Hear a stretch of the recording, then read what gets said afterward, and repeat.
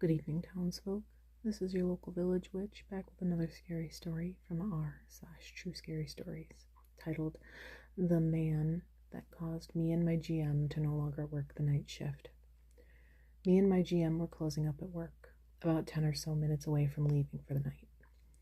He was in the back cleaning up the kitchen while I was up front. All of a sudden, I feel an overwhelming sense of someone watching me. I instantly turn and look at one of the doors to see an older man, and my stomach instantly dropped. Now, we deal with homeless all the time, so it's never a surprise seeing people just standing at our doors, asking for food. But this man was just standing there, staring at me, and he had absolutely no soul in his eyes whatsoever.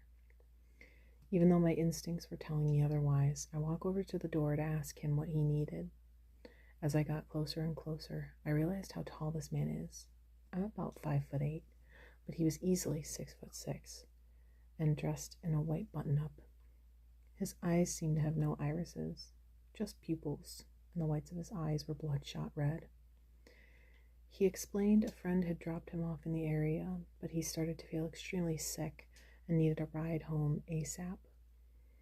I was 17 years old at the time, so I was definitely not about to drive a random guy home, especially not this one.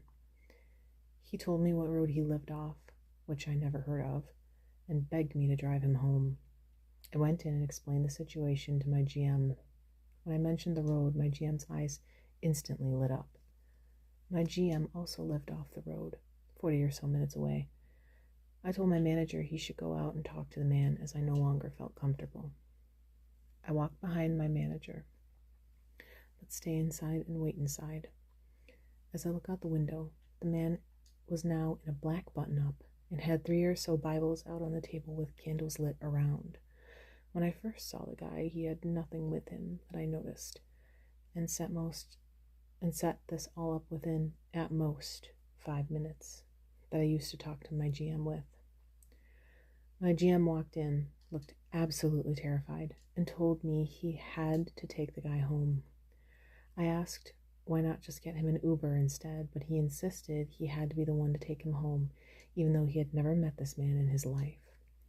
We both lock the doors and walk out to leave. As I walk to my car, the man says, "May God be with you," my name, which I never told him, and neither did my manager. As I backed up, I could see him standing there in my rearview mirror. I'm not religious.